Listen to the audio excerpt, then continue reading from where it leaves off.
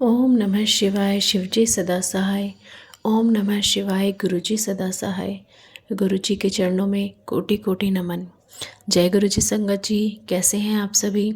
आशा करती हूँ गुरुजी की कृपा सब पर बनी हुई होगी। जय गुरुजी। संगत जी, प्रस्तुत है आज आपके लिए दिव्य आभा अध्याय 15, जिसका शीर्षक है परमात्मा हमारे बीच में। इस जर्नी को शेयर करने वाले का नाम नहीं दिया गया है, उन्हें एक भक्त कहकर संबोधित किया गया है। तो चलिए संगत जी शुरू करते हैं। परमात्मा हमारे बीच में। एक समय था जब मंदिर, तीर्थ स्थल, मूर्ति पूजा, रीति रिवाज और ज्योतिष, शुभ अशुभ लक्षण आदि सब बातें अत्यंत महत्वपूर्ण लगती थीं, किंतु गुरुजी से मिलने के बाद यह सब अर्थहीन हो गया है। अपने अनुभवों का वर्णन करने से पूर्व मैं सबको बताना चाहती हूँ कि गुरुजी के यहाँ होने से हम सब कितने अनुग्रहित हैं। गुरुजी कोई जादूगर, पुरोहित या स्वामी नहीं है, वह तो साक्षात परमेश्वर है जो हमारे बीच में ही बैठकर हमारे जीवन को सरल और मधुर बना रहे हैं। मेरे अनुभव इसी विश्वास और आस्था को सुदृढ़ कर रहे हैं।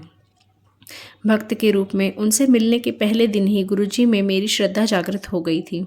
उनके आशीर्वाद से ही नवंबर 2000 में मेरा पाणी ग्रहण हुआ। विवाह के कुछ दिन बाद ही गुरुजी मुझसे कहने लगे कि वह मुझे पुत्र देंगे। गुरुजी की उस पुनरोक्ति एक मुंडा ले लें, पर मेरे पति और मैंने कभी अधिक ध्यान नहीं दिया, किंतु नवंबर 2000 से जुलाई 2003 तक वह यही दोहराते रहे। 7 जुलाई को गुरुजी के जन्मदिवस के पावन अवसर पर बड़े मंदिर में विशाल आयोजन था, जहां पर प्रातः 3:30 बजे तक हम सब ने उनके दैवीय सानिध्य का आनंद लिया। इसी समय गुरुजी ने मुझे बुलाया और कहा कि उन्होंने मुझे और मेरे पति को आशीष दिया है। हमने उनसे अनुमति ली और चल पड़े। पुनः इस बात पर कोई विशेष ध्यान नहीं दिया। एक सप्ताह के पश्चात 13 जुलाई 2003 को गुरु पूर्णिमा के अवसर पर मैं अपनी सास के साथ गुरुजी दर्शन के लिए गई थी। गुरुजी कभी किसी से कोई गोपनीयता नहीं रखते।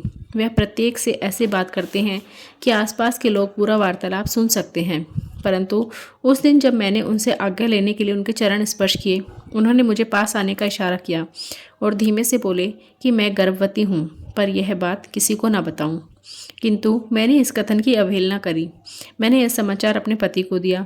उन्होंने इसे अनसुना कर दिया और बोले कि मैं गुरुजी पर कुछ अधिक ही विश्वास करती हूँ। तत्पश्चात गर्भ परीक्षण का निर्णय आने तक मैंने प्रतीक्षा करी। 1 अगस्त को मेरे गर्भवती होने का परिणाम आया और गुरुजी की बात सत्य सिद्ध हुई। विचारणीय है कि मनुष्य होने के कारण हम अपना संयम खो बैठते हैं और स्वयं अपनी नज़रों में गिर जाते हैं। गुरुजी से कुछ आशा कर तुरंत उनकी पूर्ति होने की आकांक्षा करते हैं, परंतु मेरी स्थिति देखिए। 3 लंबे वर्षों तक गुरुजी मुझे संतान सुख का आशीष दोहराते रहे। इस बीच एक बार भी मैंने यह प्रश्न नहीं किया, ना ही यह बात कभी मन में उभरी कि इतने लंबे अंतराल तक उनकी पुनरोक्ति के बावजूद यह क्यों नहीं हो रहा है। हम केवल रुकावट देख सकते हैं, गुरुजी तो उस रुकावट का समाधान निकालते हैं। वह जानते हैं कि फल प्राप्ति के लिए कब उचित समय है और उसे कैसे पूर्ण किया जाए। किसी भी पुरोहित, सन्यासी या जादूगर में जीवनदान देने की क्षमता नहीं है, किंतु गुरुजी ने यही किया। विश्वास कीजिए कि मुझे पुत्र ही उत्पन्न हुआ। अंत में यही कहूँगी कि मुझमें और मेरे पति में चिकित्सा बिना संतान उत्पत्ति संभव नहीं थी, किंतु गुरुजी ने यह सहजता से कर दिया। प्रत्येक भक्त को 100% आस्था के साथ शब्द का मात्र एक शब्द या पंक्ति कई दिन, सप्ताह, मास या वर्षों तक एक ही कारण के लिए दोहराना पड़ सकता है। बार बार बंद द्वार पर दस्तक देनी पड़ सकती है, जिससे वह कभी तो खुले, और वह खुलता अवश्य है। जय गुरुजी। शुक्राना गुरुजी, अनंतम अनंतम शुक्राना मेरे मालिक। तो संगत जी, कैसा लगा आज का अध्याय कमेंट करके हमें ज़रूर बताइएगा। अगर आपको सत्संग अच्छा लगता है तो वीडियो को लाइक कीजिएगा और अन्य संगत परिवार के साथ शेयर भी कीजिएगा। संगत जी, अगर आप अपना सत्संग हमारे साथ शेयर करना चाहते हैं तो डिस्क्रिप्शन बॉक्स में दिए गए व्हाट्सएप नंबर या मेल आईडी किसी पर भी आप अपना सत्संग रिकॉर्ड करके भेज सकते हैं। तो चलिए संगत जी, आज के अध्याय की समाप्ति करते हैं मंत्र जाप के साथ। आप भी मेरे साथ कीजिए।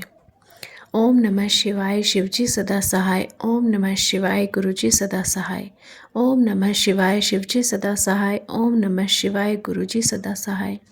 ओम नमः शिवाय शिवजी सदा सहाय। ओम नमः शिवाय गुरुजी सदा सहाय। जय गुरुजी। शुक्राना गुरुजी। गुरु जी की कृपा सब पर बनी रहे, इसी आशा के साथ आज का अध्याय समाप्त करते हैं संगत जी। जय गुरु जी।